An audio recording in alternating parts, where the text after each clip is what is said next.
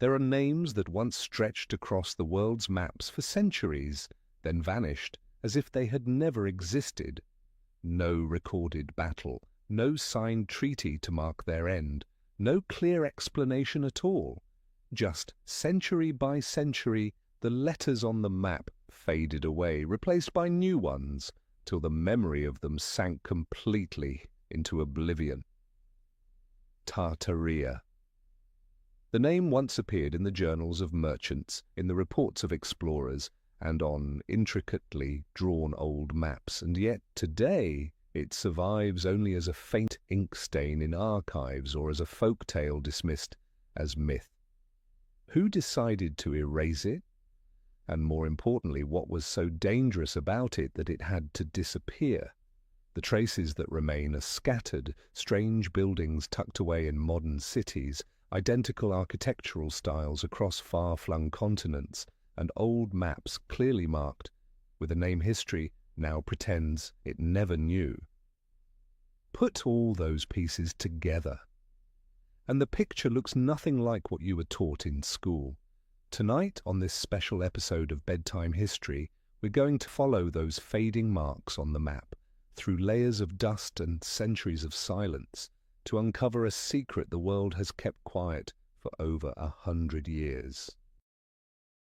Before the name Tartaria was boldly etched onto 16th century maps, it existed in a far more elusive form, not as a clearly defined territory with neat borders, but as scattered notes, sometimes just a few lines in ancient chronicles stretching from east to west. This was a time when geography was still a blend of first-hand knowledge and imagination, of actual journeys and rumors carried by traveling merchants. From the east, Tang and Song dynasty, Chinese records spoke of distant lands far to the north and northwest, home to nomadic tribes who lived on horseback, hunted, and moved with the seasons. They called them that Yat, Jot Quiet, later Mongols, and other names depending on the era. In works like the New Book of Tang or the History of Song, these lands were described as harsh in climate, with winters so long that snow and ice covered the ground for most of the year, yet also rich in furs, minerals, and horses renowned for their stamina. While they never used the word Tartaria, these descriptions match closely with the region that would later bear that name on European maps. Further west, the Islamic world also left its accounts. In the works of 12th century al-Idrisi and in Persian and Arab chronicles, we find descriptions of Tatar or Turk tribes in the far north, living on endless steppes linked by trade routes that followed great rivers and lakes. They were portrayed as fierce warriors who were as skilled in trade as in conquest, able to move armies across vast distances in short periods of time, a trait that made them both feared and respected. In Europe, medieval Latin manuscripts written by monks and scholars often recorded the stories of merchants or envoys who had ventured into the lands beyond the known world. To them this was a place of mystery, sometimes tied to religious legends like Gog and Magog, two biblical nations said to be imprisoned behind massive walls, awaiting the day they would break free and sweep across the earth. Some medieval Mappa Mundi maps depicted the region as a vast blank space in the far north, dotted with illustrations of horsemen armed with bows and strange walled cities unlike anything in Christendom. What's striking is that despite coming from very different cultures and timelines, these records converge on certain key points: the staggering size of the territory, the deep bond between its people and the horse, their skill in warfare, and the existence of organized settlements, far from the image of entirely scattered nomadic bands. Such details suggest that amid the endless grasslands there may have been trading hubs or centers of power significant enough to leave a strong impression on outsiders. At this stage, Tartaria was not yet a formal geographic term. Each culture had its own name for it, shaped by their perspective and the extent of their contact. But when we piece the fragments together, we begin to see the outline of a shared space, a vast land spanning much of northern Eurasia, serving both as a natural barrier and as a bridge between East and West. Then came the 13th century, and history itself shifted. A military upheaval threw open the gates to this vast land, transforming it from a distant mystery into a direct player in the global balance of power. It was at this point that the name Tatars began to spread beyond scattered mentions. Political and military upheavals across Eurasia pushed this once vague region into the very center of recorded history. And now Tatars, and later Tartars, became more than a geographic label. They became an image that burned itself into the collective memory, half rooted in history, half in legend. In Europe's eyes, their emergence was tied to the conquests of the Mongol Empire. When the cavalry of Genghis Khan and his descendants swept across Central Asia, the Middle East, and Eastern Europe, most Westerners, unable to distinguish between the many tribes, lumped them all under one name: Tartars. The second R was likely a European addition, maybe to differentiate the name, maybe simply a mispronunciation, but it had an unintended effect. It made the word sound like Tartarus, the deep abyss of punishment in Greek mythology. That association alone gave the name an even darker edge. The chronicles of the time, from England's Matthew Paris to the Franciscan envoy Giovanni da Pian del Carpine, are filled with descriptions both factual and fantastical. Armies on horseback, moving like the wind, shooting with deadly precision from the saddle, bound together by iron discipline, cities besieged and leveled in days, entire regions emptied of inhabitants. Yet mixed among these fearful images are notes about their strict military organization, relay stations for messengers, and road networks linking major centers of power, details that didn't match the purely barbarian image many Europeans preferred to believe. Alongside history, folklore began weaving its own image of the Tatars. In European tales, they were warriors from the edge of the world, passing through icy gates or deadly deserts. Some stories credited them with supernatural gifts: swords that never rusted, fortresses that could never be taken, the ability to cross impossible distances without rest. Even exaggerated, these tales reveal the deep impression they left behind. In the Middle East and Persia, Islamic chroniclers like Juwayni and Rashid al-Din recorded a mix of horror and awe.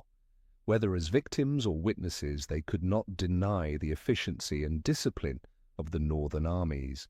They wrote of bustling trade towns, massive tent encampments able to house thousands, and the ability to set up temporary infrastructure almost instantly wherever they advanced. Interestingly, in many later European maps and documents, the name Tatars gradually shifted into Tartaria, used to label the homeland of these armies. This change, from the name of a people to the name of a vast territory, shows how the human mind tries to frame the unknown, giving a single label to an enormous, undefined space so it can be remembered and retold. And once that label became tied to such powerful images, whether rooted in fact or myth, it outlived the very figures who inspired it. From that moment on, Tartaria was more than just a spot on the map. It carried an implication. This was the land of undefeated warriors, of cities hidden beyond the steppe and mountains, of a power both real and legendary. And it was this image that would form the foundation for how the region would be drawn, in ever greater detail, in the centuries to come, until it reached its full prominence on the maps of the world. In the Middle Ages, when Europe's sails had only just begun to venture beyond the Mediterranean and the North Atlantic, the world in the Western mind was still a painting with large, unfilled spaces. The blank spots on a map weren't just unexplored territory, They were mirrors reflecting the imagination of the map maker. In that imagined landscape, the homeland of the Tatar armies, later called Tartaria, emerged as a colossal space, far beyond any familiar scale. Missionaries, merchants, and envoys returning from their rare journeys into East or Central Asia spoke of endless distances, of riding for a week on horseback and still not passing the horizon. They told of steppes stretching like oceans, mountain ranges rising like fortress walls, and rivers so wide it could take a full day to cross.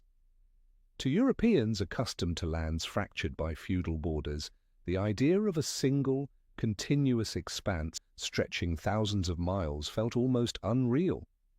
Many Mappa Mundi maps from the 13th and 14th centuries depicted this region as a great mass in the far north and northeast of the known world, often decorated with illustrations of walled cities, strange domed rooftops, and mounted warriors.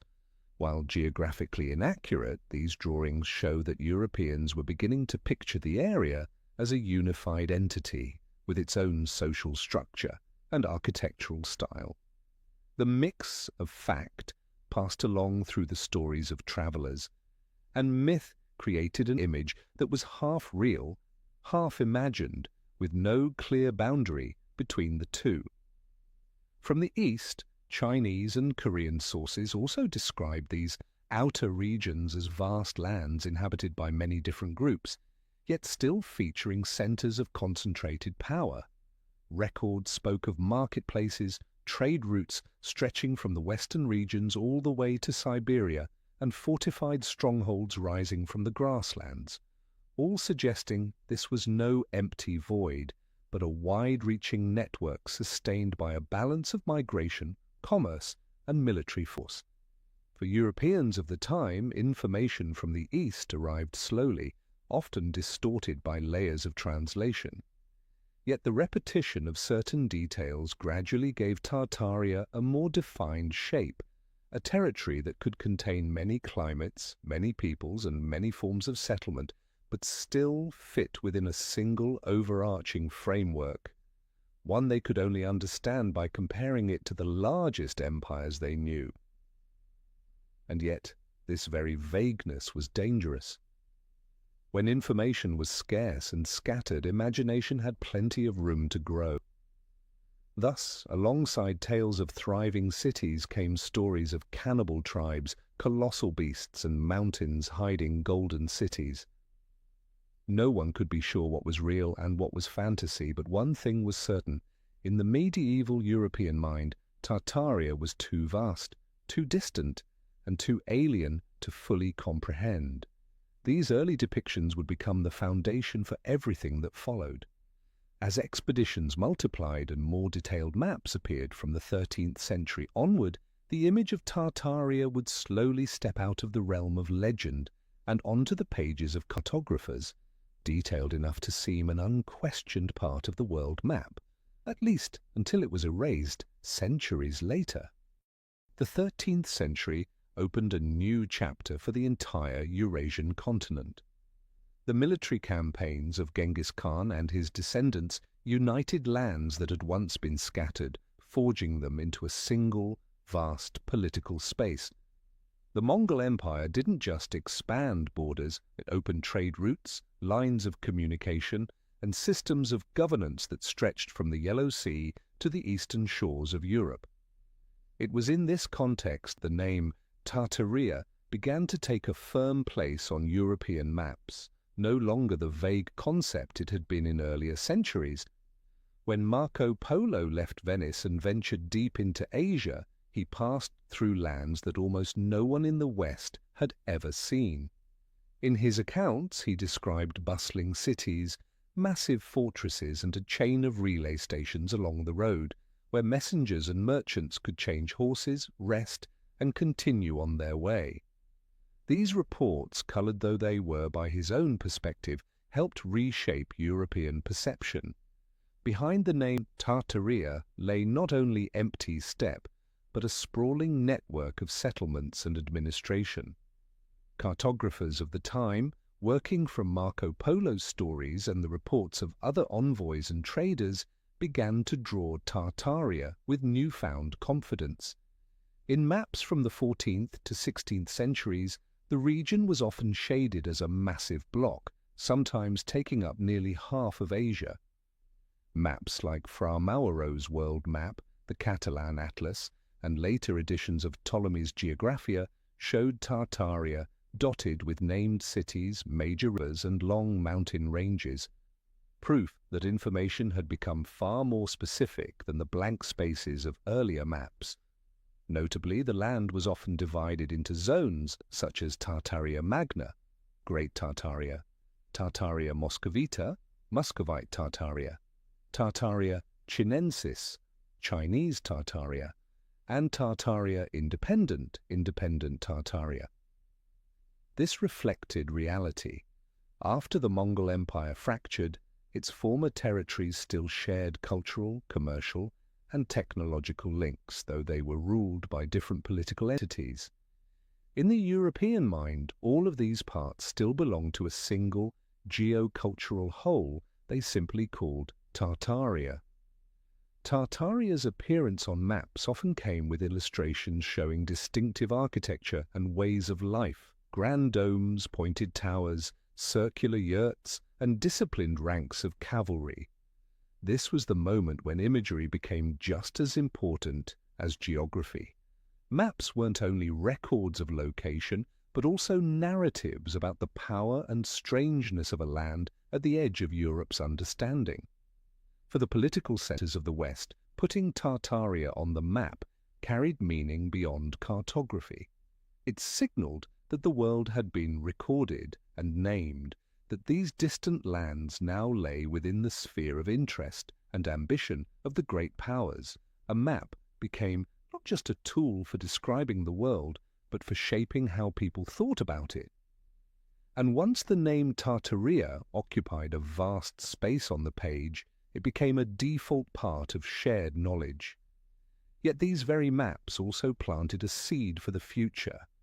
Once people grew accustomed to seeing Tartaria as a massive, unified presence, its disappearance a few centuries later would leave a puzzling void. A void that later generations, looking back, would have to ask, what truly happened to make a name so familiar on the world's maps vanish without a trace? But in this period, Tartaria was still at its height. Merchants, explorers, and diplomats continued to write, trade, and return with fresh stories about the land. Those stories would circulate across Europe, layering image upon legend, setting the stage for a time when Tartaria would stand not just as a swath of color on a map, but as an idea bound up with wealth, power, and mysteries that would never be fully explained. As the overland Silk Road routes grew more secure under the Mongol Empire and its successors, European merchants and envoys began setting foot in lands they had once only heard about in legends. The stories they brought back were not just trade reports, but vivid images of a world the West had long imagined as distant and savage. To them, Tartaria was no longer a blank space on the map. It had cities, fortresses, and complex, diverse communities. Italian, Polish, and Russian merchants spoke of market towns strung along the trade arteries, where caravans carrying furs, spices, gemstones, and fine crafts converged.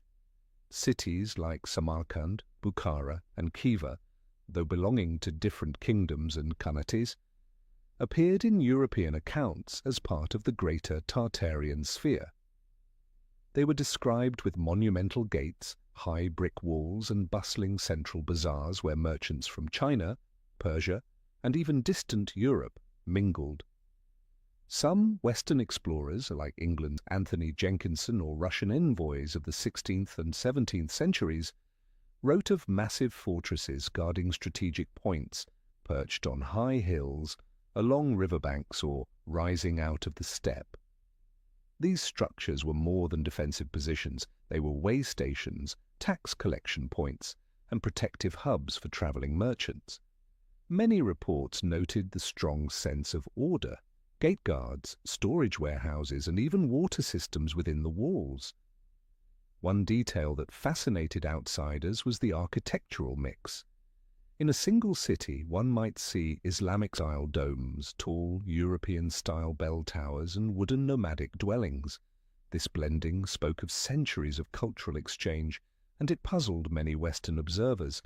How could lands considered beyond the edges of European civilization display such richness and refinement? As for the population, accounts often emphasized diversity. Alongside Turkic and Mongol-speaking nomadic tribes were long-settled communities speaking multiple languages and practicing different faiths: Islam, Buddhism, Orthodox Christianity, and even Jewish communities engaged in trade and skilled crafts. This mosaic of cultures enriched the image of Tartaria, portraying it as a crossroads rather than a single, monolithic land. For Western mapmakers and scholars, information from merchants and explorers was invaluable for filling in the blank spaces on paper. The more city names, fortress descriptions, rivers, and routes they collected, the more tangible and real Tartaria became in the European imagination. And each time a new map was drawn, the name Tartaria was reinforced yet again as an indispensable part of global knowledge. But this richness also planted another seed, the seed of mystery. Many of the cities, fortresses, and architectural marvels described in those old records have since vanished without a trace, or survive only under new names with no connection to Tartaria as a concept. To understand why, we have to move into the next stage, when the architecture and technology of this land became the subject of fierce debate, offering tantalizing clues to a bigger question: just how advanced did Tartaria truly become? Western merchants and explorers who wrote about Tartaria didn't stop at describing its cities, fortresses, and bustling markets. Many were captivated by the architectural and technical details they encountered, features which, if their accounts were accurate, went far beyond what Europe of the time thought a distant and uncivilized land could achieve. Some reports spoke of enormous domed structures, their spans stretching dozens of meters, built from stone or fired brick, so precisely joined that the seams were nearly invisible.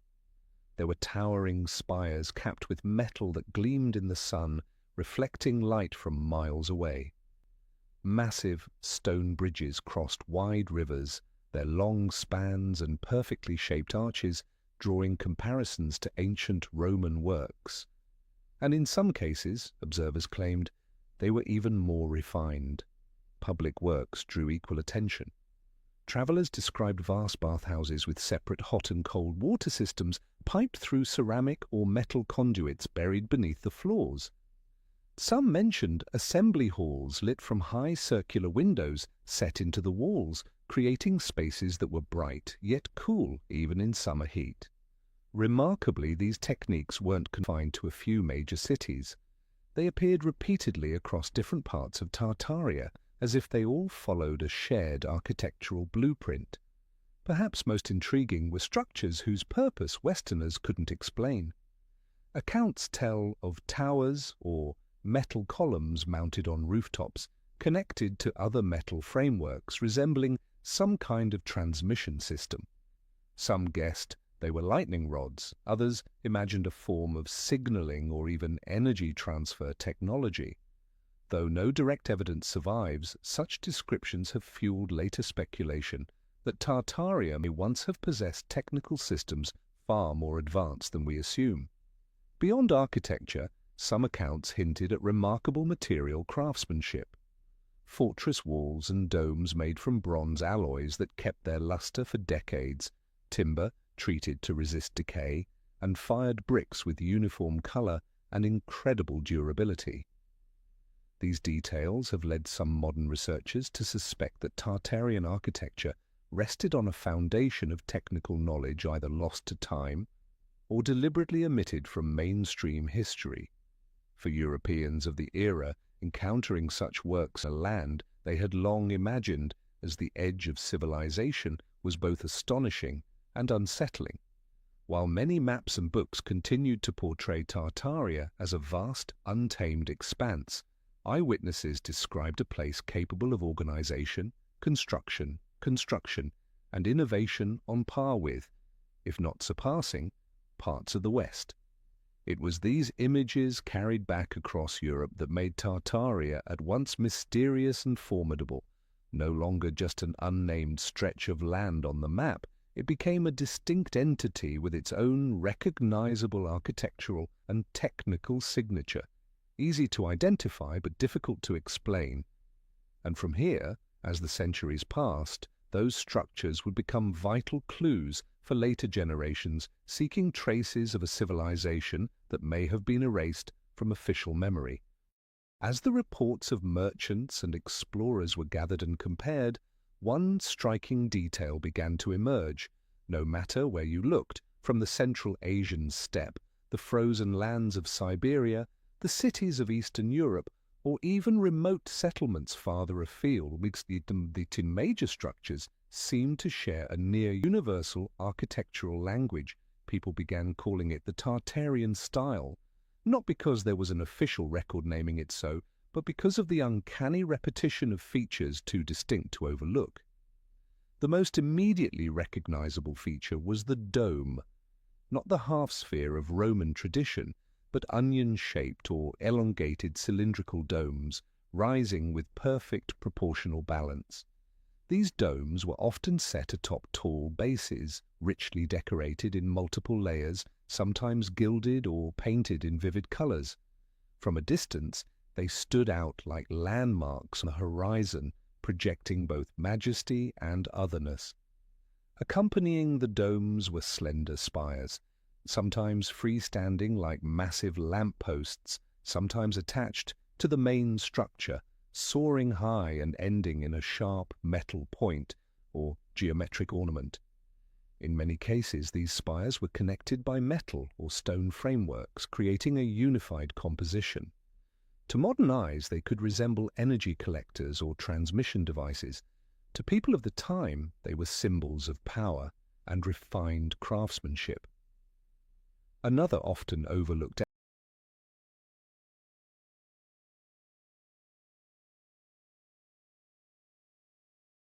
element, but one that later architects and engineers noticed, was proportion. Tartarian buildings appeared to follow strict geometric principles. Whether church, palace, or town hall, the symmetry between height, width, and decorative detail was so precise it bordered on perfection. Measurements taken by later researchers often revealed recurring relationships to special numbers, such as the golden ratio or ancient geometric constants. What astonished observers most was the reach of this style. In Moscow, St. Petersburg, and Kazan, it was obvious, but it could also be found in Warsaw, Istanbul, and even further afield in structures in San Francisco, Chicago, Sydney, and Melbourne. Many buildings in former colonial territories of Britain, France, Russia, and the United States shared unmistakable traits: domes, spires, grand arched entrances, and flawlessly symmetrical facades. Mainstream explanations for this widespread appearance point to migration and the spread of European architectural influence. Yet the question lingers: why did the exact same style appear almost simultaneously in cities half a world apart, many of them built within the same narrow time frame, and why were some of the details so identical it was as if they came from a single master blueprint? Some alternative researchers suggest that these structures are remnants of a unified civilization that existed before being broken apart by geopolitical upheavals or natural disasters. Even when renovated or redated to later centuries, they argue, the surviving buildings still carry the original design signature of that earlier era. They see the sheer global presence of this style as one of the strongest pieces of evidence that Tartaria was not just a name on a map, but a far-reaching urban architectural network. Of course, the idea remains controversial. Academic historians insist that lumping every dome and spire structure into Tartaria oversimplifies history. Yet even they cannot entirely explain away the remarkable design and proportional similarities among these buildings. And for those seeking traces of a hidden past, this very repetition feels like a clue, a common architectural language still standing today, even though the name of its parent civilization has been erased from official records. From here, the next question becomes unavoidable. If Tartaria truly left its architectural imprint across the world, how did it build and sustain such works? The answer leads us into bold theories about the energy systems, technologies, and infrastructure this civilization might once have commanded. If the domes and spires of Tartarian architecture could catch the eye from miles away, the technical mysteries hidden inside those same buildings were what kept seasoned observers thinking long after. Beneath their grand exteriors, many of these structures retained features that raised a provocative question. Were they simply the products of great craftsmanship, or once part of a sophisticated system whose operation we have long since forgotten?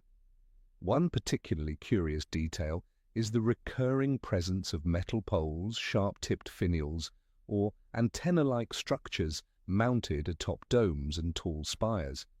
In mainstream architectural explanations, these are usually described as decorative elements, or occasionally as lightning rods. But to some independent researchers, their positioning and form suggest the potential to collect or transmit some form of energy, perhaps atmospheric electricity, a concept explored centuries later by scientists like Nikola Tesla. The theory is bold, but it becomes harder to dismiss when you see nearly identical features repeated across hundreds of buildings spread half a world apart. Heating systems inside Tartarian buildings raise similar questions. In many structures, particularly in harsh climates like Siberia or Eastern Europe, there are complex air ducts and ventilation channels embedded under floors or within walls, designed to distribute warmth evenly through multiple rooms. Some even feature heated floors, reminiscent of the Roman hypocaust system, but on a larger scale and integrated deeply into the building's core design. If this was purely a local innovation, why did it appear in so many cities, with layouts so strikingly similar? Equally impressive were their water systems. In some areas once considered part of Tartaria, excavations have uncovered ceramic or metal pipes running deep beneath the ground, directly connected to large reservoirs located within or beneath public buildings. These water sources didn't just serve basic needs, they seemed tied to regulating a building's temperature, a form of climate control we usually associate with modern technology. Certain ruins even hint at the ability to store and manage energy. Some contain underground chambers lined with conductive materials, shaped like machine rooms or control centers. While the evidence is not yet conclusive, such findings raise the possibility that Tartarian cities may have functioned as interconnected networks, with buildings linked through a shared technical infrastructure. Mainstream academia approaches these ideas cautiously, often labeling them as overinterpretations or misreadings of ancient remains. Independent researchers counter that without considering such possibilities, it's difficult to explain how so many Tartarian structures could endure for centuries with minimal decay, even in extreme weather conditions. Debate aside, one fact stands out. Tartarian architecture wasn't just aesthetically remarkable, it carried technical features that seemed to exceed the standards of the era to which it is officially assigned. When you look at a single building in isolation, it's easy to dismiss Tartarian architectural and technical traits as just hallmarks of a certain era. But when you line up multiple cities on a map, stretching from Moscow, Kazan, and Irkutsk to Warsaw, Istanbul, and even San Francisco or Melbourne, an unavoidable question arises. How could places separated by thousands of kilometers, even across different continents, share nearly the exact same architectural code? onion-shaped domes, soaring spires, perfectly symmetrical facades, unusually wide and tall arched doorways, and intricate repeating decorative motifs. These weren't just broad stylistic similarities. The proportions themselves, the height of towers, the curve of domes, the dimensions of windows, often matched with uncanny precision. Such uniformity is hard to explain solely through architectural influence or aesthetic trends, which typically vary from region to region. Some of these cities also shared strikingly similar urban layouts, a central square dominated by a grand domed building, radiating streets arranged on a symmetrical axis, flanked by public institutions like libraries, theatres, or city halls, all positioned in a pattern so consistent that, when diagrammed, their plans looked almost interchangeable, as if drawn from the same master blueprint. Even in cities where the original architecture no longer stands, the foundations and street grids still reflect this order.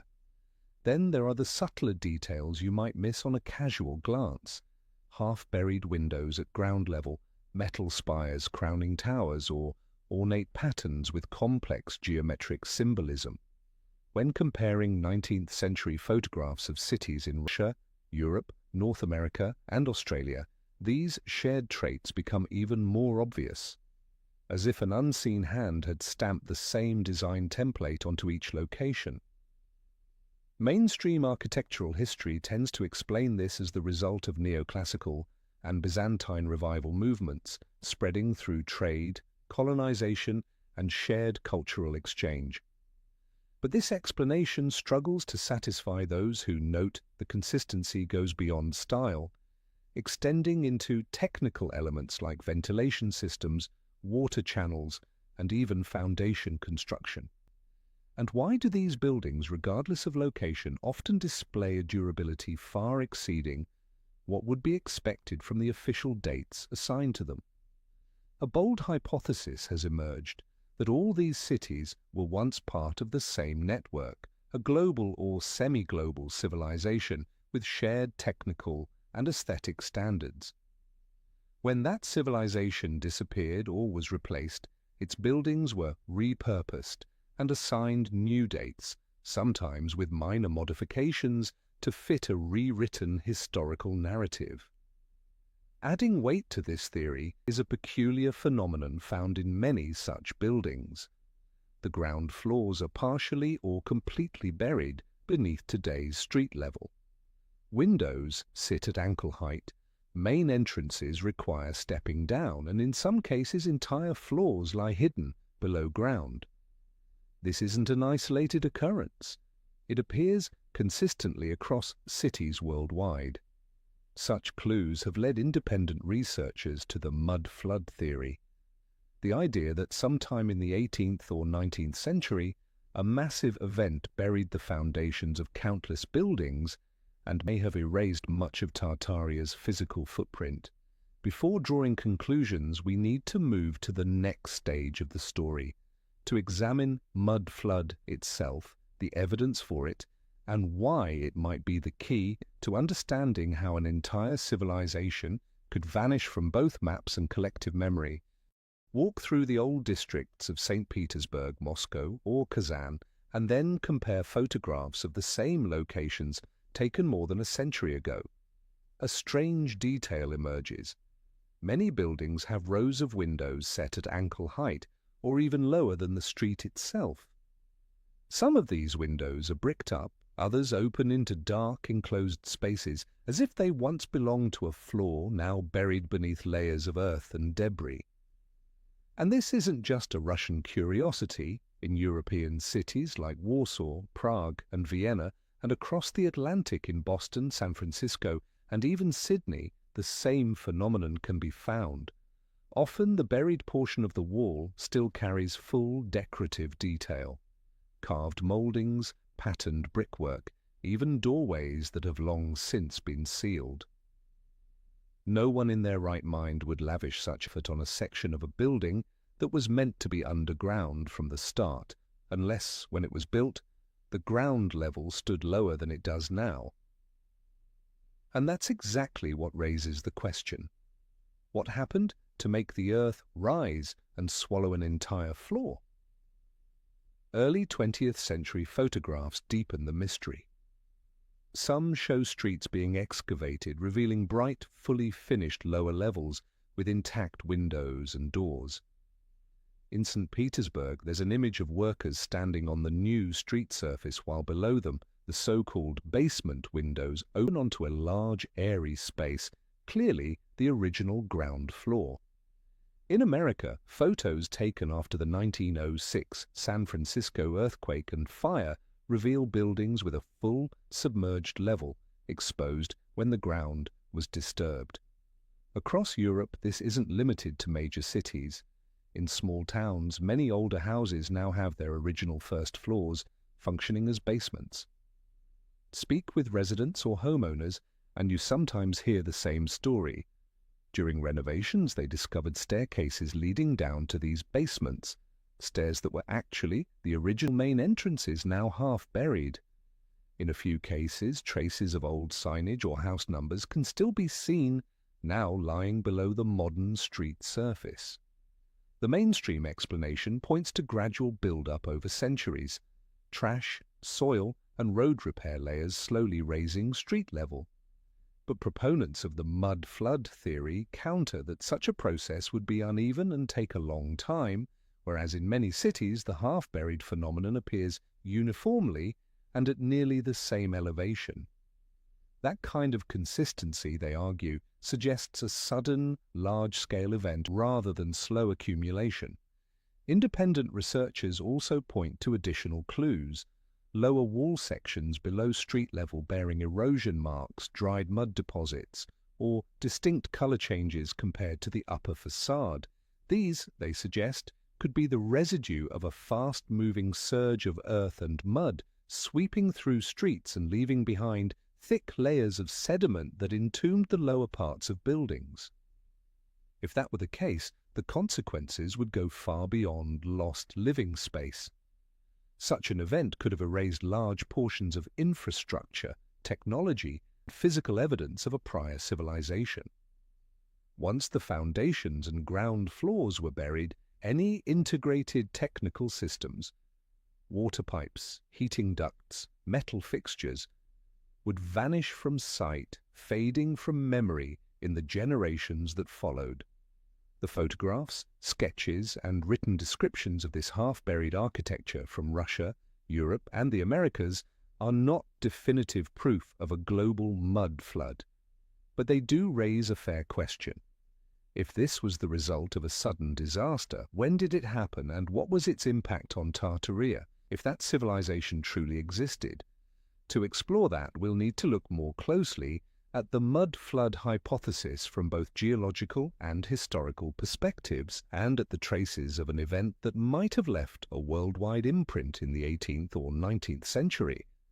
As photographs of half-buried ground floors surfaced, from places as far apart as St. Petersburg and San Francisco, Warsaw and Melbourne, independent researchers began to ask, if this wasn't just a local phenomenon, could a single, large-scale event have struck multiple continents at roughly the same time? This is where the mud flood theory took shape.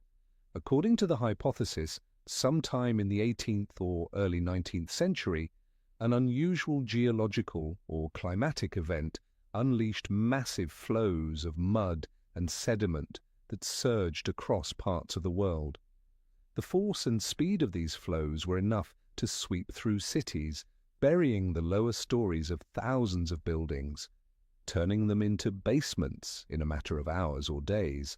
Supporters of the idea point to several possible causes: chains of volcanic eruptions, large-scale earthquakes triggering vast landslides, sudden and abnormal tectonic shifts, or extreme weather events that melted large volumes of ice, releasing torrents of mud and debris.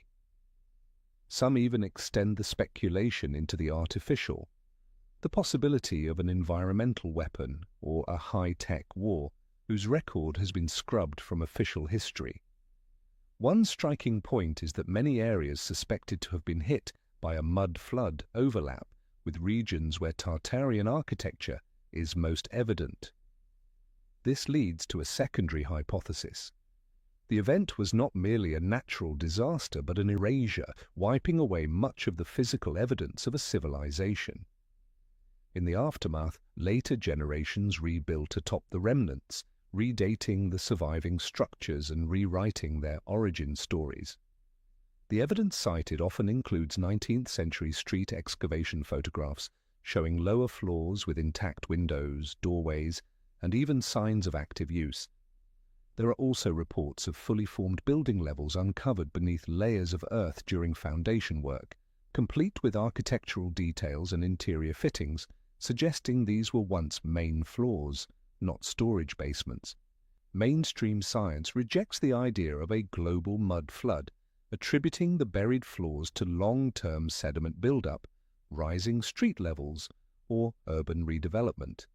Raising the ground to prevent flooding or adapt to new transportation systems, they argue, is a common and well-documented practice. But independent researchers counter, if this were purely local and gradual, why do we see the same effect at similar depths across so many cities on different continents, including those with no history of chronic flooding? Other unresolved questions linger. Why do so many late 19th and early 20th century photographs show cities being dug down rather than simply built up? Why are sewer and water systems in many cities located at depths that suggest the ground level was once significantly lower? And if a catastrophic event really did occur, what impact would it have had on the urban network we now associate with Tartaria? While no definitive answer exists, the mud flood has become an inseparable part of the Tartaria discussion, both as a proposed mechanism for the civilization's material disappearance and as its most controversial element. If true, it would mean modern history has either overlooked or deliberately concealed a global catastrophe that happened only a few centuries ago. To probe further, we'll need more tangible evidence.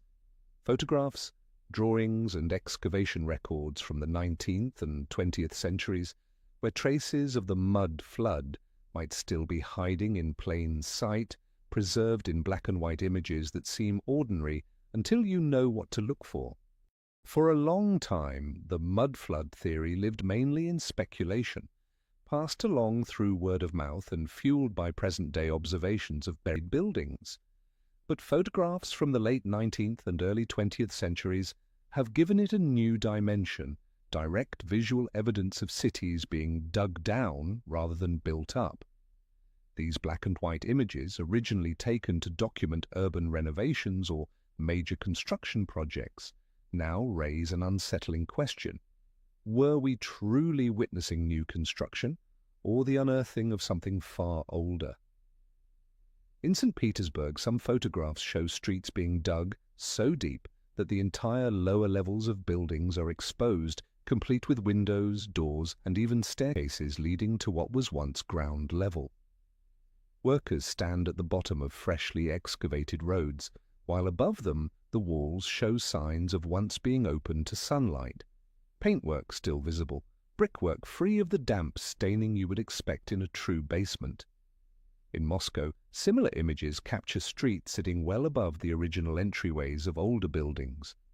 In some shots, newly built staircases lead up to raised entrances, while the original doors sit half buried below. If this was simply the result of gradual street-level changes, why are the buried sections finished with the same precision as a main facade? Across Europe, in Prague, Vienna, and Warsaw, photographs show entire streets torn open, revealing lower levels with arched windows, decorative stonework, and even signage. At the time, these may have been mundane technical records or keepsakes. Now they serve another purpose, suggesting that many buildings we think were constructed in the 19th century may, in fact, have been far older, only freed from the earth during these so-called construction works. In the United States, post-1906 earthquake photographs of San Francisco reveal similar anomalies. As streets were leveled and debris cleared, numerous buildings were shown with ground floors sitting noticeably below the current street level, windows and doors partially buried. Archival images from late 19th century Chicago and Boston record deep excavations around major buildings, exposing lower sections that clearly weren't designed as basements. Even in Sydney and Melbourne, photographs from the early 20th century depict buildings with sub-levels revealed after dirt and stone were cleared away. This raises a critical question. Why did the same phenomenon appear in both the northern and southern hemispheres within roughly the same historical window? Mainstream explanations cite upgrades to sewer systems, raised roadbeds for flood control, and expanded transportation infrastructure. But to those who support the mud flood hypothesis, the timing, scale, and visual similarity of these scenes across multiple continents suggests something far more global than routine local improvements. When stripped from their original context, these photographs become powerful visual fragments of another possible story, one in which an entire layer of architecture was buried, only to be unearthed under the guise of modernization. And if a single event could bury so many structures worldwide, its consequences would likely extend far beyond the physical, potentially erasing infrastructure, technology, and material proof of Tartaria's existence. Once those buried levels were opened again, the questions naturally shifted, not only what buried them, but what vanished along with them. Technologies, urban systems, or artifacts that could have revealed Tartaria's true capabilities. From here, the narrative moves toward a turning point in the 19th century, when the name Tartaria began to shrink on maps, setting the stage for its near-total disappearance from the world's collective memory. If in the 17th and 18th centuries the name Tartaria sprawled across Asia on maps like a vast block of color, by the 19th century that picture began to change. Quietly, but with steady consistency, Tartaria's territory on official maps contracted year by year, decade by decade, like a great fabric being pulled into one corner until it vanished entirely. In the early 19th century editions, maps produced in Britain, France, Russia, and other major European cartographic centers still labeled Great Tartary or Grand Tartary, covering most of Siberia, Central Asia, and parts of East Asia. Yet only a few decades later, along with the appearance of new political borders, this once vast expanse began to fragment and be replaced by other names: Russian Empire, Chinese Empire, Kazakh Steppe, Turkestan, Mongolia. The portion labeled Tartaria was reduced to scattered remnants, pushed to the northern borders of China or the remote corners of Central Asia. What is striking is that this transformation was not tied to any clearly documented political event. There was no Tartarian War or Treaty of Dissolution. No formal declaration, no single historical milestone. It simply disappeared from maps, quietly but completely, as if it had never existed at all. Independent researchers point out that this cartographic shrinkage coincided with a series of other developments: the standardization of measurements, the adoption of maps based on precise longitude and latitude, and the publication of new international atlases. Under these new conventions, vague or hard-to-define entities like Tartaria were removed and replaced with more specific names that reflected the prevailing political structure. The result was that a once prominent fixture on world maps was reclassified into smaller parts, each absorbed into a recognized empire. Some historians interpret this as the natural progress of geographic science, phasing out outdated terminology. But to those who believe Tartaria was once a unified civilization, this process resembles a deliberate campaign, erasing the name in order to erase collective memory of a political and cultural entity no longer compatible with the rewritten historical narrative. Maps from the transitional period make the change clear. In some editions, the same area would shift within a decade from Great Tartary to Siberia or Russian Empire. In others, the remaining Tartaria label would be pushed east, reduced to a narrow strip between China and Russia before disappearing entirely in the closing decades of the century. It is no coincidence, they argue, that this era was also one of massive urban redevelopment, projects that could have masked or altered the appearance of older structures while assigning them fresh construction dates. Once buildings were classified as recently built, and the maps no longer bore the name Tartaria, the next generation would have little reason to suspect a vast civilization had once stood there. The disappearance of a name from a map is not just a change in vocabulary, it represents a shift in the lens through which the world is viewed. When a name stops appearing in print, it fades from speech, from textbooks, from memory. And once memory has been overwritten, restoring it becomes almost impossible. But maps tell only part of the story.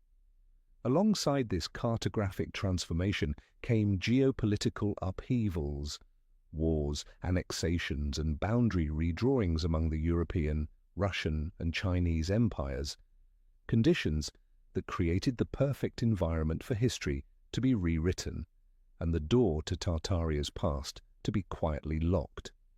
The shrinking of Tartaria on 19th century maps did not occur in a political vacuum. This was an age when both Asia and Europe were shaken by wars, treaties, and territorial reconfigurations among the great empires. Russia, Qing China, and the European powers, particularly Britain and France, all sought to expand and consolidate control over lands that older maps had once labelled within the borders of Tartaria. In the north and northwest, the Russian Empire pressed a steady expansion deep into Siberia and Central Asia. Since the 17th century, they had established forts and trade routes along the Lena, Irtysh, and Amur rivers, but by the 19th century their aim was explicit: to transform these immense territories into direct imperial holdings.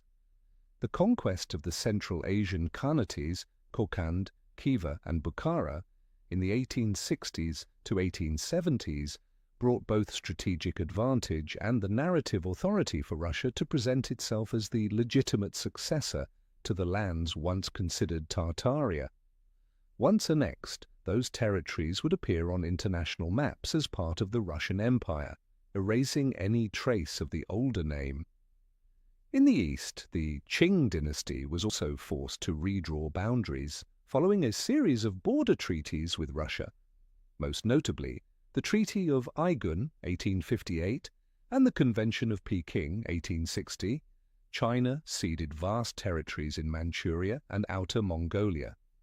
While these concessions diminished Qing territory, they simultaneously strengthened Russia's cartographic dominance and pushed the name Tartaria off the official publications of both empires. Within the remaining lands, the Qing enforced tight administrative control, renaming regions, imposing official terminology, and embedding in textbooks a historical narrative in which Tartaria had never existed as an independent political entity. To the south and southwest, the Great Game between Britain and Russia turned Afghanistan, the Himalayas, and the fringes of Central Asia into a strategic chessboard. This rivalry spurred the European powers to intensify surveying, mapping, and boundary making, eliminating vague territorial concepts. In the imperial mindset, there could be no man's land, or ambiguous names like Tartaria. Every stretch of ground had to belong to a defined political authority for negotiation and control. The Opium Wars, the unequal treaties, and the aggressive commercial penetration of China by Western powers further accelerated the geographic redefinition of the region. As both Russia and Britain produced maps for political and commercial purposes, the name Tartaria nearly vanished, replaced by clear-cut territorial divisions that served each empire's strategic agenda. Crucially, all of this unfolded during an era of modernizing global transport and communications. The Trans-Siberian Railway, the sea route through the Suez Canal, and the International Telegraph Network allowed empires not only to project physical control, but also to dominate the flow of information. When the new maps were printed in mass editions and distributed uniformly to schools, universities, and government offices, they fixed a new global consensus. Tartaria no longer existed, and had never existed, as an independent entity. For those who believe in the theory of a deliberate historical cover-up, this was the perfect moment to erase a civilization from collective memory. Territory was partitioned, names replaced, populations absorbed or relocated, and the historical narrative rewritten to fit the new power structure. Once the entire international map agreed on this updated version of history, restoring the recognition of Tartaria became an almost impossible task. By the time the 19th century's wars, conquests, and annexations had redrawn the world's political borders, the next stage in erasing Tartaria didn't take place on the battlefield. It happened instead on the draftsman's table, in the mapmaker's studios, and in the chambers of international standardization conferences.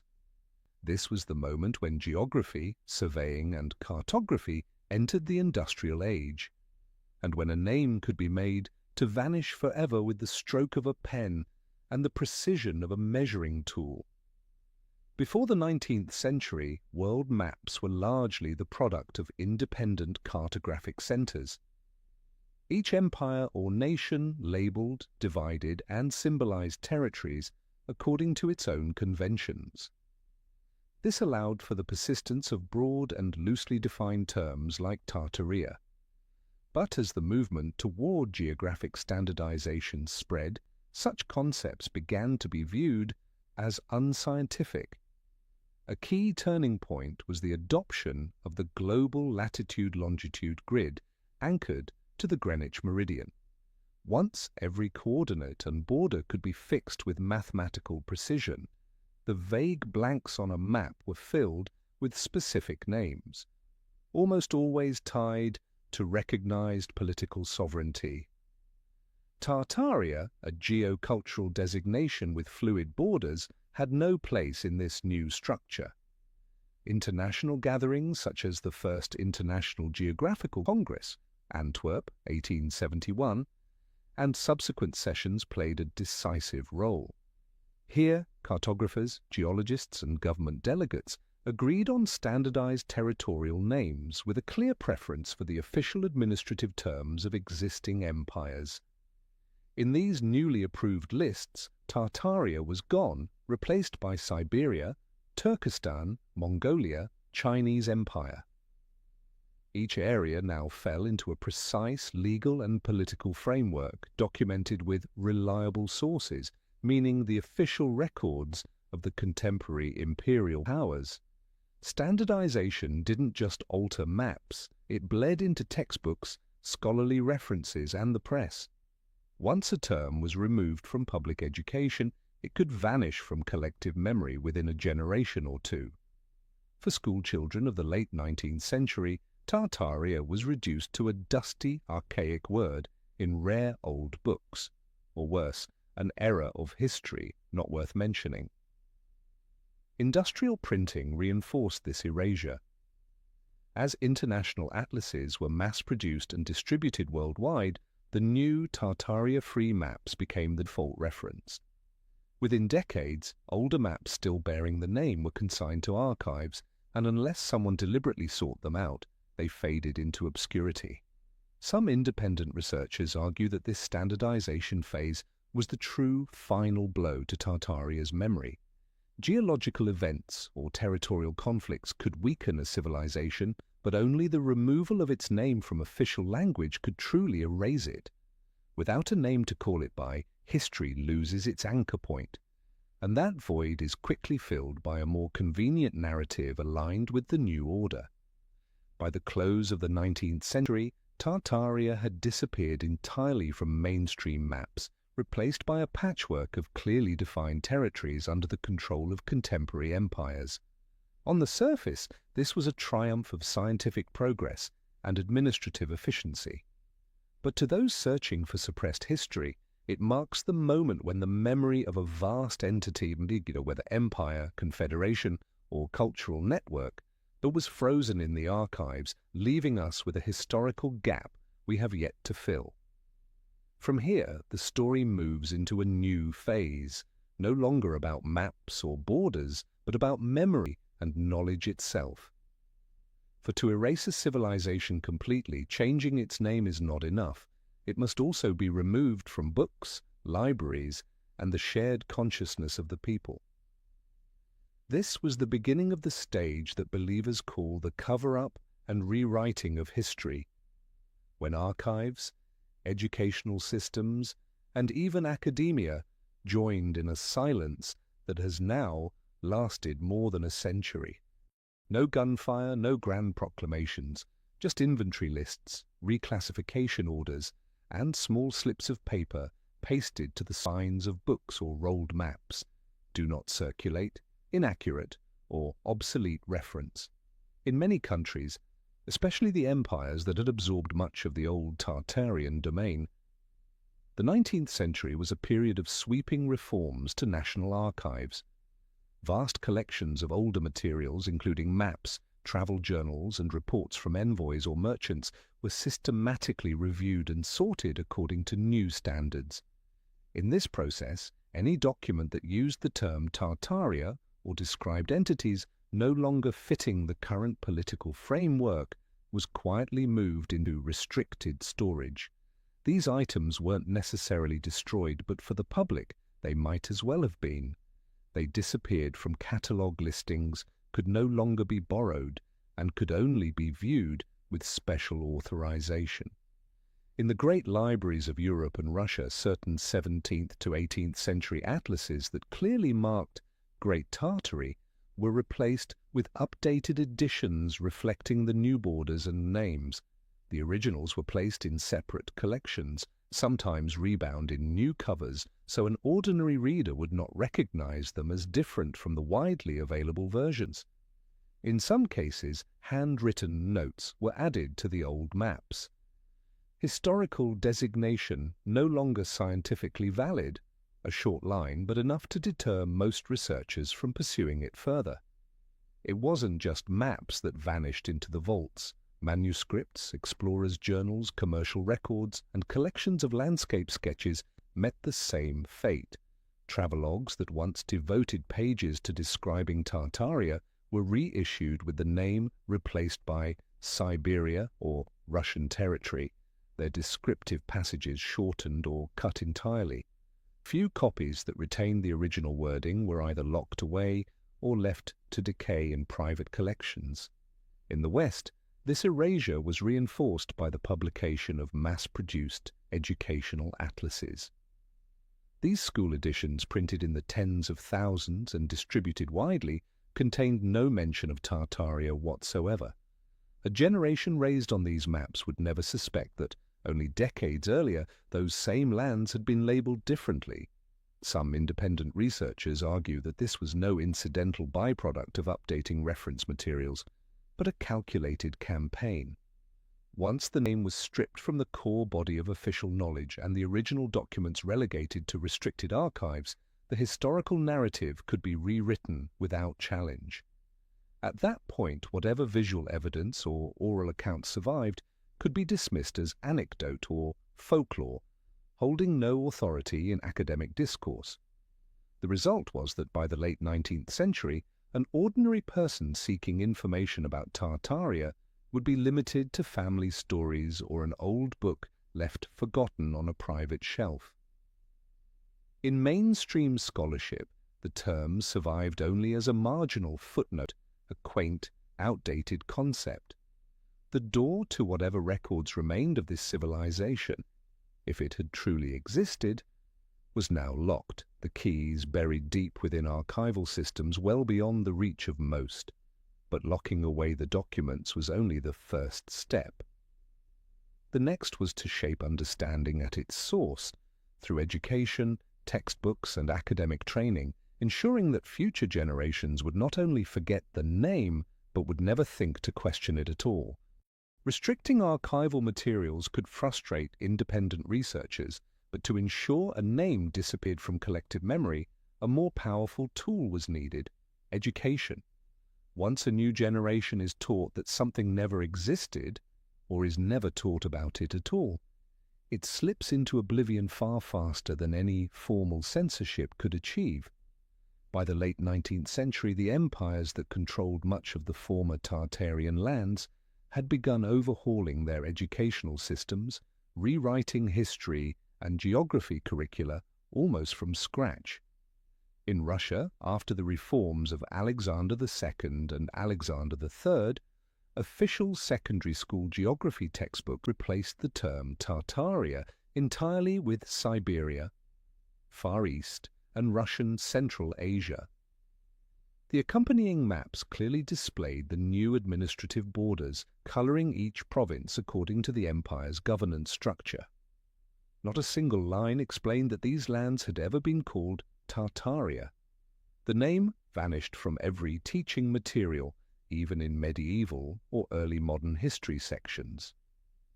In Qing China, the revision of gazetteers and educational texts produced a similar erasure.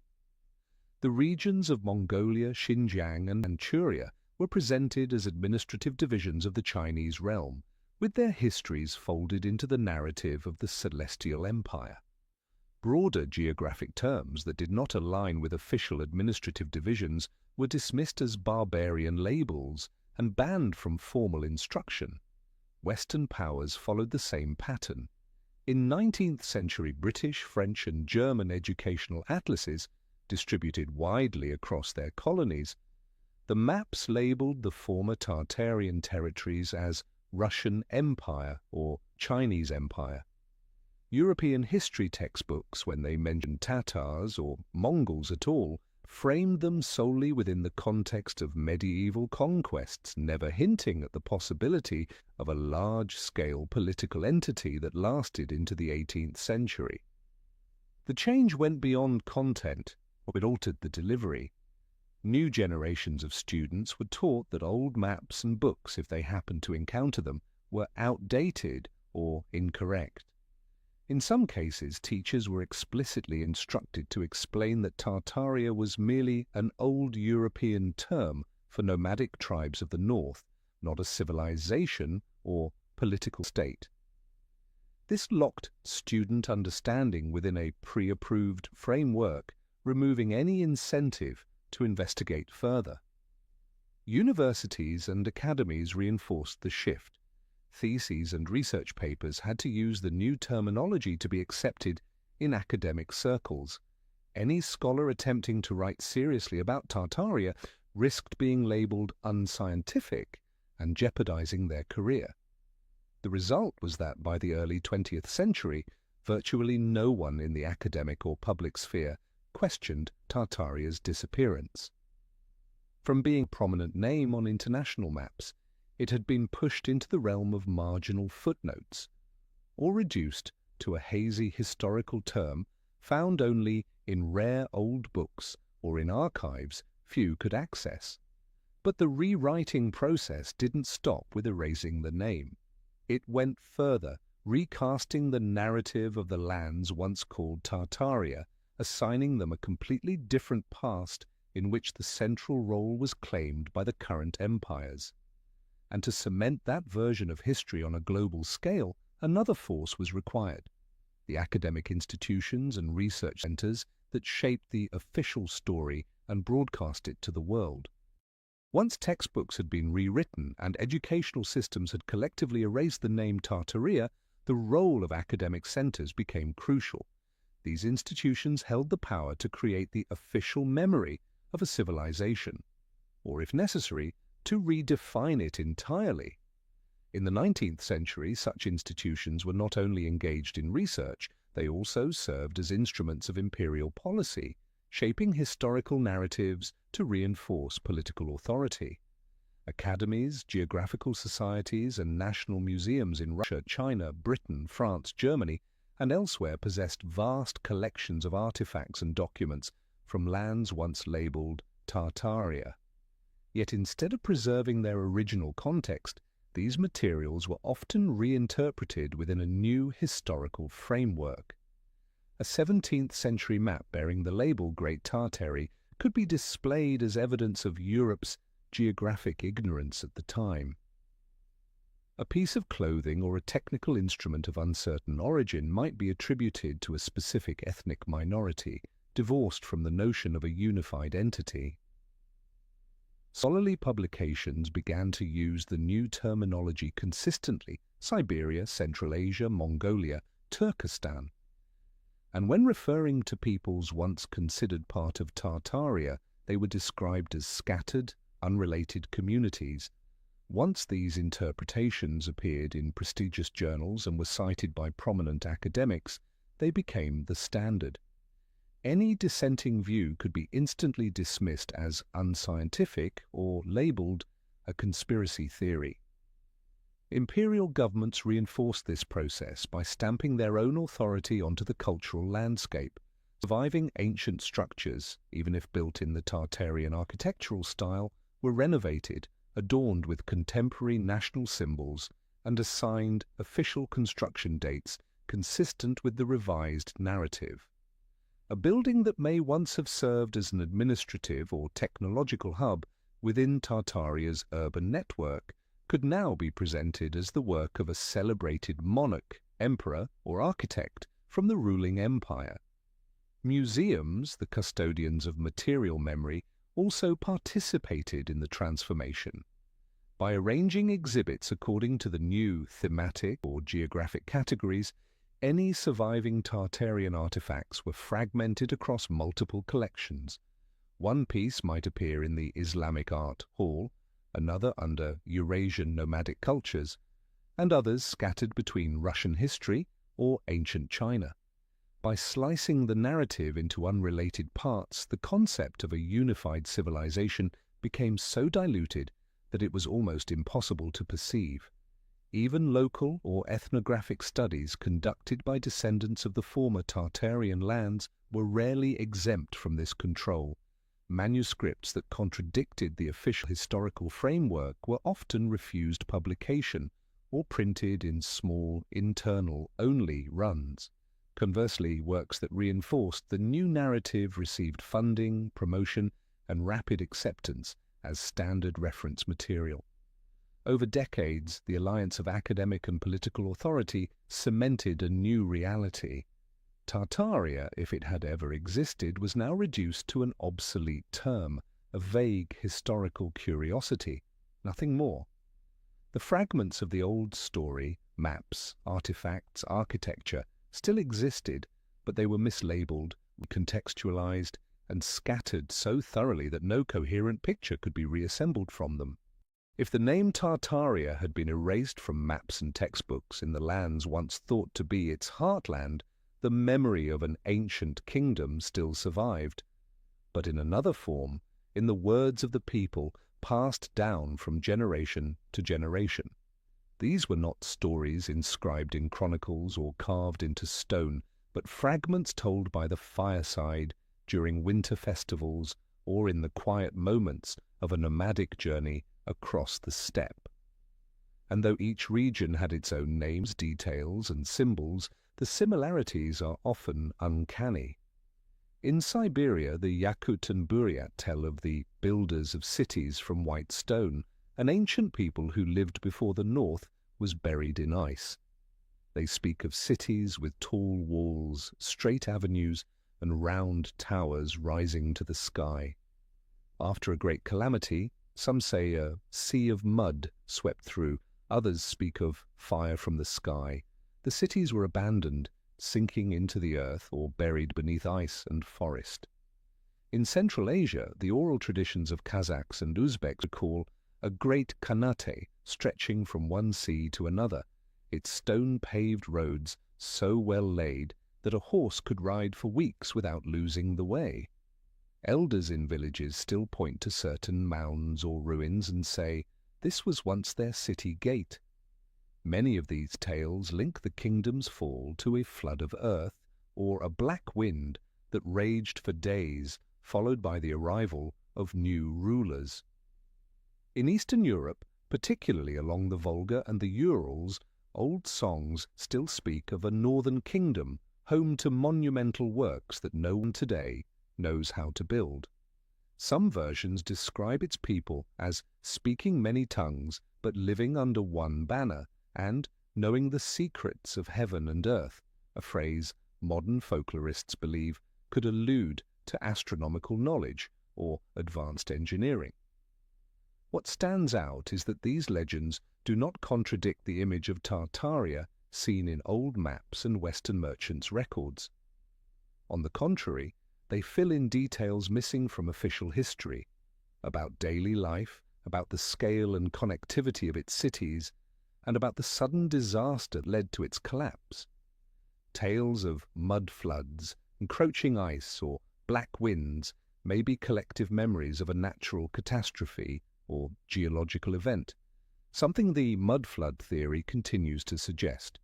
Mainstream academia often treats these legends as blends of fact and imagination or distorted memories of other historical events. Yet even with that caution, the breadth and consistency of these stories, spanning frozen Siberia, arid Central Asia, and temperate Eastern Europe, lead many independent researchers to see them as evidence of a once unified civilization linking these lands. For those searching for traces of Tartaria, these folk narratives are invaluable clues. They may not give precise coordinates or exact dates, but they point toward where to look: forgotten cities, buried structures, and lands where the collective memory has not been entirely erased. And from these fragments of memory in the 20th century would come an emerging fringe research movement, an effort to piece together the mosaic that official history had left in silence. At first, those interested in Tartaria did not call themselves researchers in the academic sense. They were journalists, engineers, architects, even soldiers stationed on remote frontiers, people who, by chance, encountered architectural ruins or old maps that most of the public ignored. A Russian engineer might stumble upon technical blueprints in a local archive for a 19th century building equipped with ventilation and heating systems more advanced than modern standards. A history teacher in Kazakhstan might pick up an 18th century French atlas at a flea market, its pages showing Grand Tartary stretching across the Eurasian landmass. What began as isolated sparks of personal curiosity gradually became the catalyst for a parallel stream of inquiry outside mainstream history. From the 1960s to 1970, as grassroots heritage movements and folk history projects spread across the Soviet Union, Eastern Europe, and the West, those drawn to Tartaria began to find one another. They exchanged maps, photographs, oral histories, and bold hypotheses. A number of informal circles emerged, often hiding under the guise of local history clubs or antique architecture study groups, to avoid being labeled unscientific. In quiet gatherings at libraries, cafes, or private homes, they pieced together what looked like disconnected scraps into a larger, more coherent picture. In the West, with its more open academic climate, Tartaria's name occasionally reappeared in independent publications. Some historical cartography specialists in Britain and the United States published books about forgotten lands, where Tartaria was presented as a classic example of a vanished toponym. While these authors usually maintained a cautious tone, their inclusion of Tartaria in serious reference works put the name back on bookshelves, if only in niche circles. By the closing years of the 20th century, the arrival of the Internet transformed the landscape entirely. Digitized old maps, archival photographs, and open discussion forums allowed enthusiasts from around the globe to connect. Images of half-buried buildings, maps marked Great Tartary, and excerpts from old travelogues circulated widely, examined and re-examined by online communities. Though still lacking recognition from official academia, this grassroots movement began to amass an impressive body of material, enough to make the name Tartaria for the first time in over a century, a topic of broad and public conversation. Yet with the spread came division. Some groups approached Tartaria as a subject worthy of disciplined research, drawing on archaeological data, cartographic comparison, and architectural analysis. Others folded it into a wider web of speculative theories, from free energy technology to the idea of a global civilization erased from history, which made the narrative both more sensational and easier to dismiss as conspiracy. This ambiguity kept Tartaria balanced on the fault line between history and legend, between research and speculation. But however it was approached, one fact is undeniable. The fringe research movement saved the name Tartaria from total extinction. It ceased to be a faint annotation on a handful of antique maps and became, once again, a topic of global discussion, a challenge to historical narratives that had stood unopposed for more than a century. In the latter half of the 20th century, the fringe study of Tartaria still relied on discreet meetups, letters exchanged by post, and faded photocopies passed hand to hand. But with the dawn of the 21st century, everything changed. The Internet opened a new space where the old limits of geography, access to archives, and the size of participating circles all but disappeared. A single digitized antique map, a photograph of a building with its ground floor buried, or a page from an old textbook showing Great Tartary, could now be accessed, downloaded, and shared with thousands of people in seconds. The first online forums dedicated to the topic began appearing in the early 2000s, often tucked away under sections labeled Alternative History or World Mysteries. There, members would post images, maps, and excerpts from old books, asking questions like, why do all maps before the 19th century label Tartaria, but none in the 20th century do? Why does the same architectural style appear across multiple continents during the same period that official history calls the construction boom? As YouTube and other video sharing platforms took off, Tartaria entered the visual arena. Videos analyzing architecture, comparing maps, or creating before and after photo montages to illustrate the mud flood hypothesis began attracting millions of views. The impact of these visuals was immediate. Viewers no longer had to imagine from written descriptions. They could see with their own eyes the half-buried windows, the antique maps, and the nearly identical buildings in cities half a world apart. Social media allowed these fragments of information to connect in ways that had never been possible.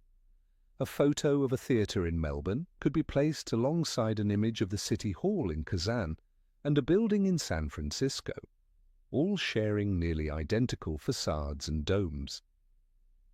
An 18th century French map could be displayed next to a contemporary British atlas, showing the same consistent boundaries of Grand Tartary on both. When presented visually, such repetition created a persuasive effect far more powerful than any single article. The independent Tartaria research community also began to develop its own methods. Some specialized in analyzing satellite imagery and digital maps to hunt for traces of buried cities. Others delved deep into the online archives of national libraries, tracing each version of a map year by year to reconstruct the disappearance timeline of the name Tartaria. Certain groups focused on-the-ground field surveys, photographing, measuring, and comparing the technical details of structures suspected to be Tartarian heritage. Yet with rapid growth came a new challenge, the thin boundary between careful research and unchecked speculation. Online, fact and fiction could stand side by side, making it easy for newcomers to be swept into exaggerated stories or weakly supported connections. Still, this same freedom allowed new hypotheses to germinate, some destined to be wrong, others potentially pointing toward lines of inquiry that mainstream history had never pursued. What is undeniable is that thanks to the internet, Tartaria became a truly global topic. It was no longer confined to a few local history groups or antique map collectors. Now anyone could contribute a puzzle piece, a photo, a quotation, a folk story to the larger picture. And as the number of pieces grew, even the most skeptical observers had to admit that somewhere there was a story that had yet to be fully told. Once the internet had brought together Tartaria enthusiasts from around the globe, modern technology opened an entirely new avenue of investigation, one that no 18th or 19th century explorer could have imagined. The hunt for traces of this lost realm no longer relied solely on old books and antique maps. Now it could extend into the sky using high-resolution satellite imagery, digital mapping tools, and vast online photo archives to examine lands long treated as blank spaces in official history. One of the most popular methods is overlaying old maps onto modern digital maps.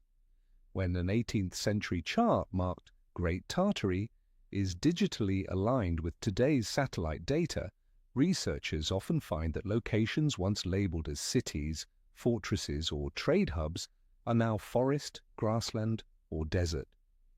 In some cases, the satellite images still reveal faint geometric shapes beneath the vegetation or soil, massive straight lines or perfect circles suggesting buried foundations or defensive walls. Digital elevation models, DEM, have also become key to the investigation. In certain regions, researchers have identified unusual topographic features, long ridges or mound systems stretching for hundreds of meters, too regular in form to be entirely natural. When these patterns are compared to early 20th century photographs, they often align with places once home to settlements or monumental structures now erased from the surface. Online image archives from national libraries have proven to be a gold mine. Late 19th and early 20th century photographs of Russian, European, North American, and even Australian cities are analyzed for repeating traits: half-buried windows, domes, spires, metallic finials, or perfectly symmetrical civic squares. Placed side by side, these images reveal design similarities across cities separated by continents, reinforcing suspicions of a shared architectural network. Modern mapping tools also make it possible to retrace ancient routes. In Central Asia, satellite images show long, pale lines running with remarkable regularity across the steppe, linking points once marked as Tartarian cities. In Siberia, some of these paths cross regions that are now almost entirely uninhabited, yet from above they remain visible, raised roadways built to withstand seasonal flooding. What's remarkable is that independent researchers can accomplish all this without large budgets. With nothing more than a personal computer, an internet connection, and skill with mapping software, they've reconstructed complex schematics, suspected Tartarian city clusters, infrastructure networks, and landscape modifications. Many of these digital discoveries have led to on-the-ground expeditions, where small volunteer teams visit the sites to measure, photograph, and film, confirming what the maps suggest. Of course, this form of analysis is not without controversy. Mainstream archaeologists and geographers often argue that many of these traces are simply natural formations or remnants of unrelated local civilizations. But for proponents of the Tartaria hypothesis, the sheer repetition of certain patterns over thousands of kilometers is hard to dismiss, especially when their positions, scales, and shapes match what appears on old maps. To them, the correlation strengthens the case for a once unified urban network whose remnants still mark the Earth, visible only to those who know where and how to look. As data from satellite imagery, digital maps, and archival photo collections came together, a clearer picture began to emerge. From Russia, Central Asia, and Eastern Europe to North and South America, Australia, and even some islands in the Pacific, structures bearing strikingly similar architectural signatures appeared like repeating motifs in a global composition. The resemblance was not limited to external style. It extended to proportions, spatial layouts, and even hidden technical features embedded deep within the buildings. The dome, the most recognizable emblem, is found everywhere. The Kazan Cathedral in St. Petersburg, Melbourne's Town Hall, the Boston Public Library, the National Congress in Buenos Aires. Although attributed to different architects and assigned to different historical periods, all share perfectly symmetrical plans, concentric circles in their design, and domes elevated on high drums to optimize both stability and visibility. These buildings often feature spires, metallic finials, or precisely executed geometric ornamentation, details that some believe may once have served technical functions rather than purely decorative purposes. Urban layouts also follow a recurring pattern. In many cities, the central square is surrounded by 4 or 6 major buildings, connected by straight avenues that often converge on a principal domed or spired structure.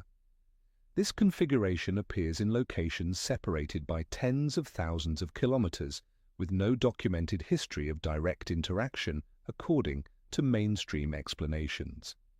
From a technical standpoint, the parallels are even more intriguing.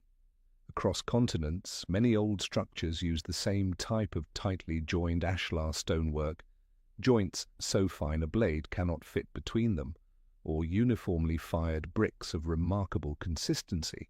Some buildings still retain underfloor heating, concealed ventilation systems, and integrated water channels, features which, if the assigned construction dates are accepted, far exceed the technological norms of their supposed era. In numerous cases, the ground floors or foundations reveal building techniques completely different from the upper portions, suggesting that the current structure was erected upon a much older base, something some researchers believe to be direct Tartarian heritage. Proponents of the unified global civilization hypothesis argue that such coincidences are too great to be accidental. They suggest that before being fractured by natural disasters or political upheaval, a global urban and architectural network existed, sharing standardized design principles and technological knowledge. When this network collapsed, possibly in the 18th or 19th century, its surviving structures were repurposed and given new origin stories tailored to local historical narratives. Mainstream academia offers a different explanation, attributing these similarities to the global spread of popular late modern styles such as neoclassicism, Byzantine revival, or Beaux-Arts, transmitted via trade, colonization, and cultural exchange. But for independent researchers, this fails to account for the matching internal technical details, the kind of engineering that is far harder to copy convincingly than exterior ornamentation. This global architectural comparison, while not yet definitive proof, has compelled many to look at Tartaria through a radically different lens. From being just a fading name on old maps, it now sits at the center of a much larger proposition, that there may once have been a civilization with an urban, architectural, and technological network spanning the planet, and that it was erased from the official historical record in less than 2 centuries. As a result, the focus is no longer merely on spotting the architectural parallels, but on their impact on historical thinking. If these correspondences are genuine, they challenge the very metrics by which we measure progress. The next question is no longer do they look alike, but how does this disrupt the entire framework of history as we know it? If the Tartaria hypothesis holds true, the tidy ladder of linear historical progress must be dismantled. Our trajectory may not have been a steady climb from primitive to advanced, but a cyclical pattern of reaching peaks and then collapsing, leaving behind fragmented, disconnected memories. In that light, the milestones we use to measure advancement would have to be recalibrated.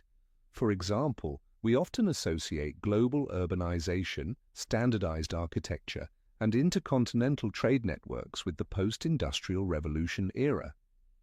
But if such a network had already existed centuries earlier, sustained by another civilization, many of our modern achievements might simply be repetitions in a new guise. This reframing also changes how we view other ancient civilizations. If Tartaria could be erased from history, then it is plausible that other civilizations, perhaps in Africa, South America, or Southeast Asia, met similar fates.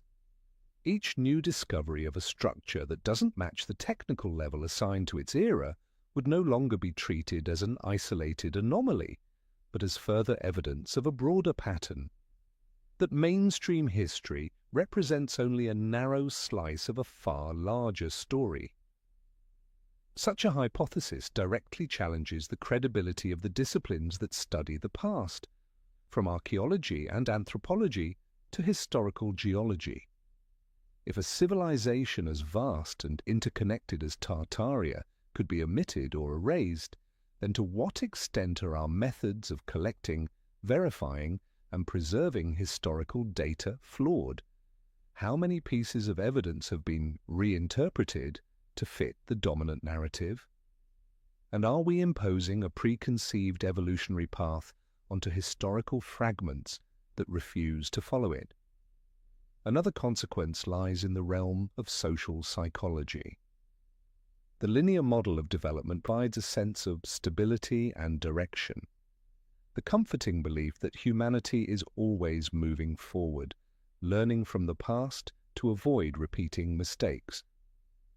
But if history is actually a series of rises and collapses, then present prosperity offers no guarantee, and the risk of losing the entire foundation of our civilization is ever present.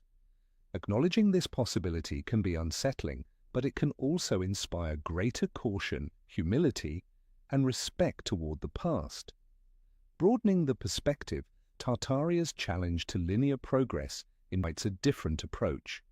History as a multidimensional flow in which civilizations can coexist, overlap, and succeed one another in non-linear ways. In this framework, truth doesn't lie in a single authoritative narrative, but in the willingness to embrace multiple layers of memory, multiple possibilities, and the vast gaps we have yet to fill.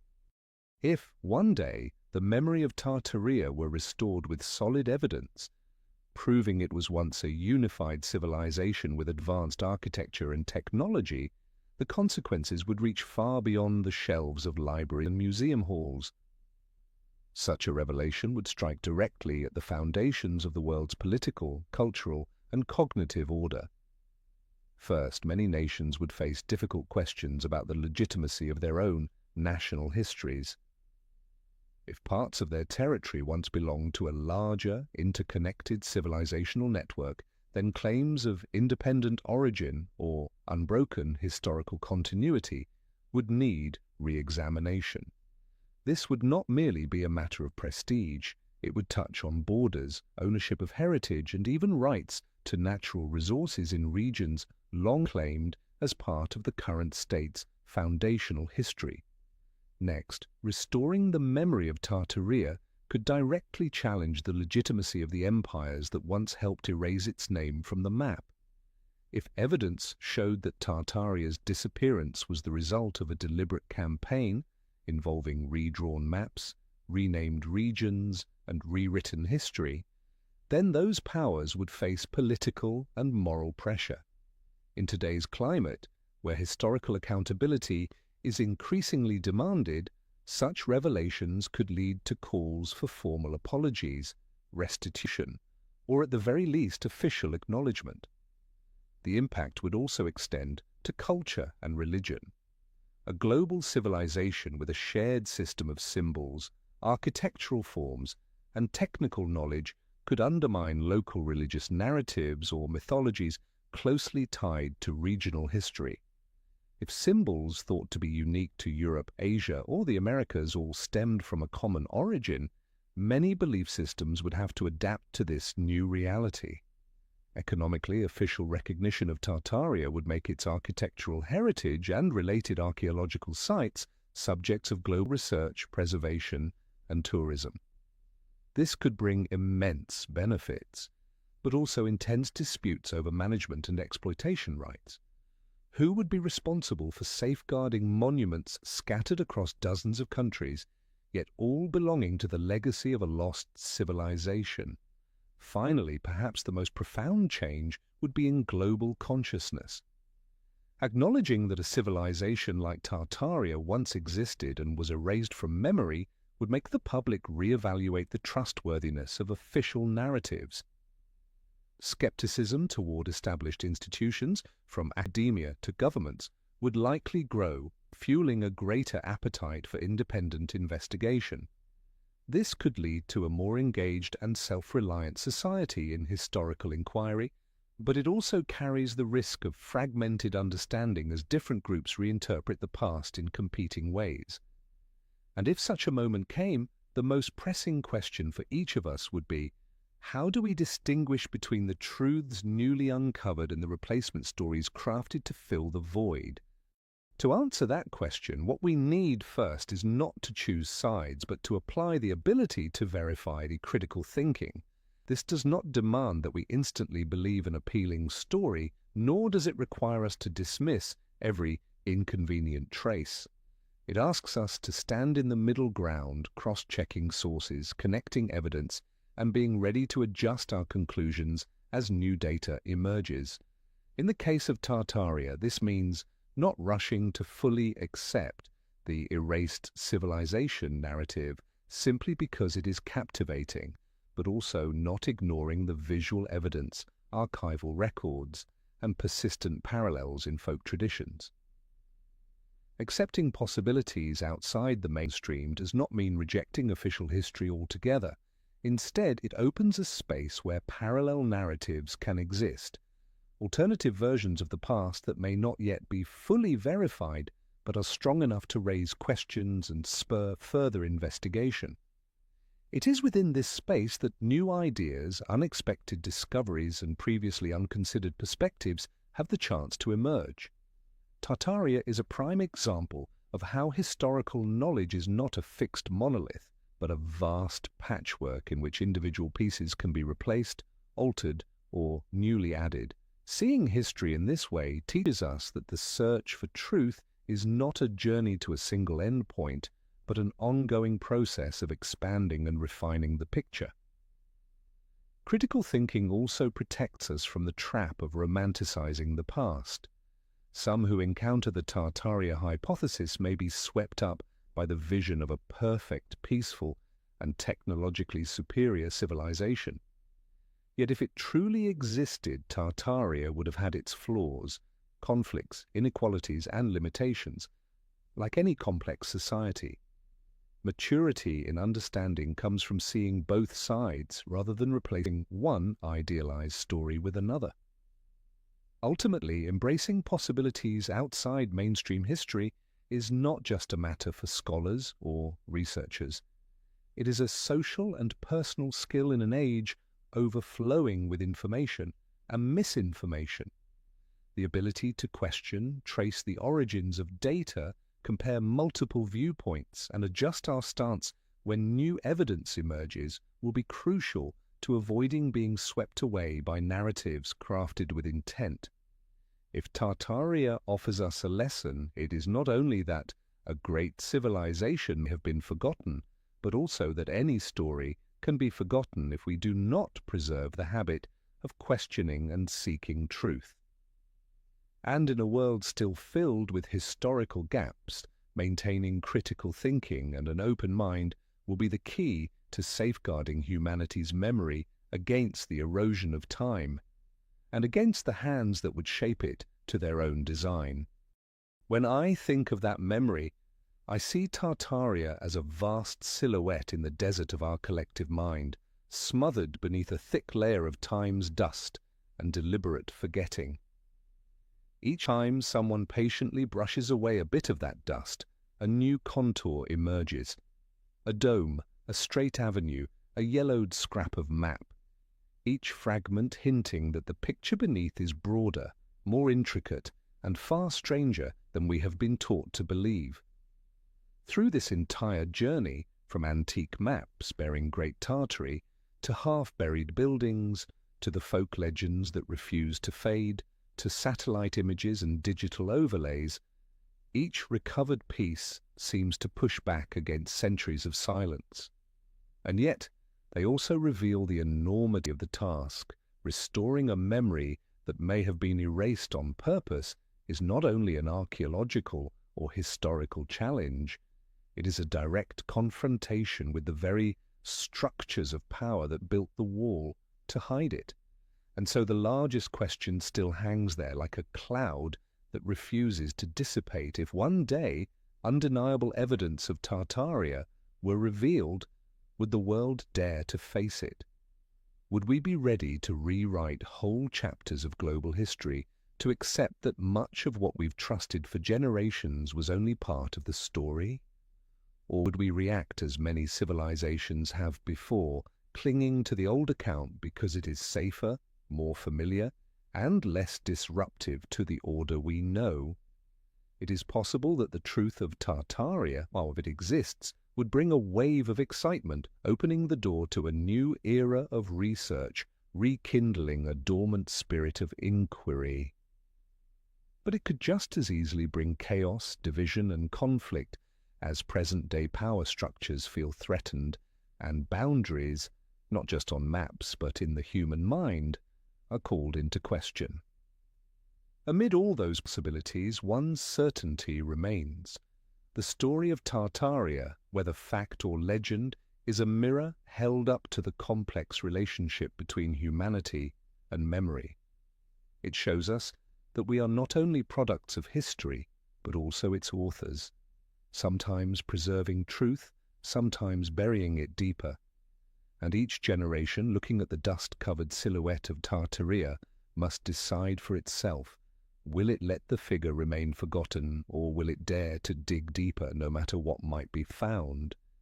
Perhaps that question is Tartaria's truest legacy, a reminder that truth never walks into the light on its own. It appears only when someone has the patience, the courage, and the readiness to face it, even if the answer shakes the very ground beneath everything they thought they knew.